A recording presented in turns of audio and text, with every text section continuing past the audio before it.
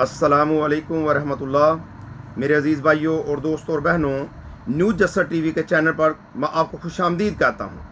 आज की हदीस मुबारक कुछ इस तरह है।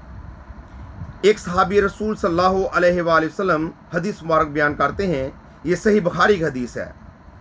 एक सफ़र में जो हमने किया था, नबी करीम सल्लल्लाहु अलैहि वसल्लम हमसे पीछे रह गए और आप सल्लल्लाहु अलैहि वसल्लम हमसे इस वक्त मिले जब असर की नमाज का वक्त आन पहुंचा था। हम जल्दी जल्दी वज़ू कर रहे थे, पस पाँव को खूब धोने के बदल हम यूं ही सा धो रहे थे। ये हाल देखकर आप सल्लल्लाहु अलैहि वसल्लम ने बुलंद आवाज़ से पुकारा, देखो एड़ियों की खराबी दोज़ख से होने वाली है। 2 या 3 बार आप सल्लल्लाहु अलैहि वसल्लम ने यूं ही बुलंद आवाज़ से फरमाया। मेरे भाइयों और दोस्तों और बहनों, वज़ू जो है उजरत में नहीं करना चाहिए, बल्कि आराम और सुकून और तसल्ली के साथ वज़ू करना चाहिए।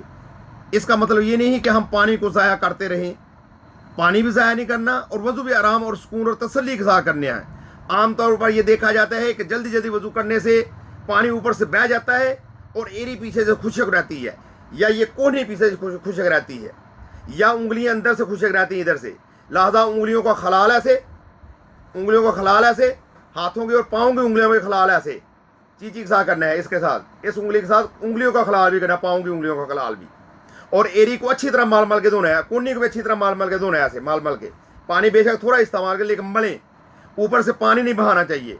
अगर हम ऊपर से पानी बहाएंगे तो अल्लाह के प्यारे नबी पाक सल्लल्लाहु अलैहि वसल्लम ने वाज़े तौर पर यह बता दिया है कि जो एड़ियों को खुशक रखेगा ये दोज़ख में ले जाने वाली बात है।